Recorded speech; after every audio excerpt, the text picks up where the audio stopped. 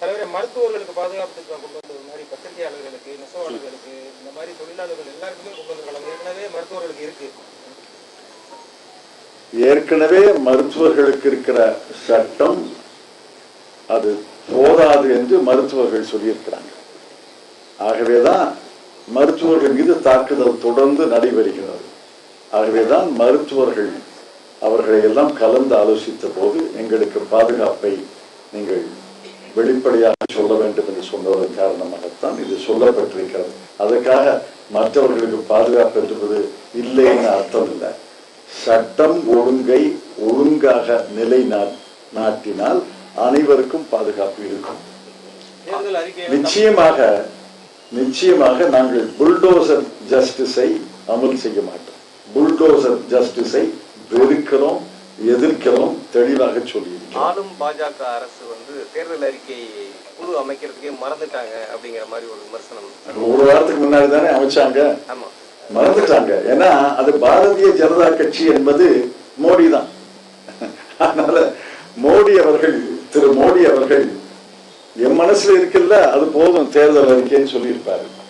அதை எதிர்த்து தேர்தல் அறிக்கை குழுவை அமைக்க வேண்டும் என்று சொல்லக்கூடிய அதிகாரம் நட்டாவுக்கும் கிடையாது, வேறு யாருக்கும் கிடையாது. தேர்தல் அறிக்கையும் தமிழக முதல்வர் வரவேற்றிருக்காங்க. மற்ற மாநில முதல்வர்கள் என்ன தெரியலையே. நான் நேற்று தேர்தல் அறிக்கையை வெளியிட்ட பிறகு விமானத்திலேயே சென்னையில 7:30 மணிக்கு விமான நிலையத்திலேயே பேட்டி தந்ததை பார்த்திருப்பீங்க. அதனால மற்ற மாநில முதல்வர்கள் என்ன சொல்லியிருக்காங்கன்னு எனக்கு தெரியாது. காங்கிரஸ் ஆட்சி காலத்துல கொண்டு வந்து நிறைய திட்டங்கள் பிஜேபி எல்லா திட்டங்களும் பாரதிய ஜனதா கட்சி அமல் செய்கிற, அவர்களை தாங்குகிற, அவர்களை தூக்கி பிடிக்கிற திட்டங்கள் அனைத்தும் காங்கிரஸ் கட்சி ஆட்சியில தான் வந்தது. கல்வி உரிமை சட்டம், ரைட் டு ஹெல்த் கேர், மருத்துவ வசதிக்கான சட்டம் திட்டம், 100 நாள் வேலைவாய்ப்பு திட்டம், உணவு பாதுகாப்பு சட்டம், அனைத்துமே ஐக்கிய முற்போக்கு கூட்டணி அரசுல கொண்டு வந்த சட்டங்களும் அமல் செய்த திட்டங்களும் தான் இன்னைக்கு பாரதிய ஜனதா கட்சி குப்புற விழாம தாங்கி பிடிக்கிறது.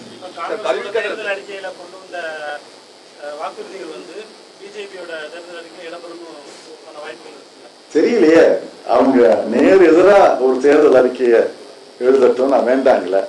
நான் பார்க்க போவது ஃபெடரலிசம், சமஷ்டி அமைப்பு அரசு முறையை பற்றி அவர்களுடைய தேர்தல் அறிக்கையிலே என்ன சொல்ல போகிறார்கள் என்பதை நான் மிகுந்த ஆவலோடும் பார்க்கிறேன். அது மட்டுமல்ல, நாங்கள் முதல் அத்தியாயத்துல முன்னுரையில முதல்ல நாங்கள் சொன்னது, நாங்கள் அரசியல் சாசனத்திலே ஆழமான நம்பிக்கை உள்ளவர்கள், அரசியல் சாசனம் மட்டுமே எங்கள் வழிகாட்டியாக இருக்கும், எங்கள் துணையாக இருக்கும் என்று எழுதியிருக்கிறோம். அவர் சொல்லட்டுமே, அரசியல் சாசனம் எனக்கு வழிகாட்டியாக இருக்கும், நான் அரசியல் சாசனத்திலே கோடாதான திருத்தங்களை எல்லாம் செய்ய மாட்டேன் என்று திரு மோடியும் பாரதிய ஜனதா கட்சியும் சொல்லட்டுமே, அதையும் எதிர்பார்க்கிறேன். இந்த அரசியல் சாசனத்திலே எங்களுக்கு நம்பிக்கை இருக்குன்னு சொல்லட்டுமே. சொல்ல மாட்டார்கள், பொறுத்திருந்து பார்ப்போம். காஷ்மீருக்கு மீண்டும் மாநில அந்தஸ்து கொடுப்பேன்னு சொல்லியிருக்காங்க. அது மட்டும் சாத்தியமாகுமா? ஏன் சாத்தியமாகாது? அந்த சட்டமே தவறு, அந்த சட்டமே பிழை. அதை உச்ச நீதிமன்றத்திலே வழக்கு நடந்த போது அதை நீதிபதிகள் தீர்மானிக்கவில்லை. என்ன காரணம் சொன்னாங்கன்னா, இந்த கேள்விக்கு பதில் சொல்ல வேண்டிய அவசியம் இல்லை, தீர்ப்பு சொல்ல வேண்டிய அவசியம் இல்லை.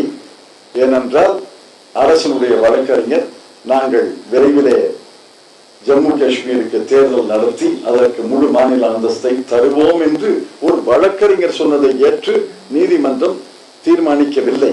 அது சரியா தவறா என்பது வேறு, சரியா தவறா என்பது வேறு. மறைந்த புகழ்பெற்ற வழக்கறிஞர், மூத்த வழக்கறிஞர் நரிமன் அவர்கள் இது அரசியல் ரீதியாக சரியாக இருக்கலாம், ஆனால் அரசியல் சாசன ரீதியாக இது பிழை என்று ஓங்கி பதில் சொல்லியிருக்கிறார். அது போட்டோம். நாங்கள் தெளிவாக சொல்கிறோம், அந்த சட்டமே பிழை, அந்த சட்டத்தை ரத்து செய்து மீண்டும் ஜம்மு காஷ்மீருக்கு முழு மாநில அந்தஸ்து தரப்படும்.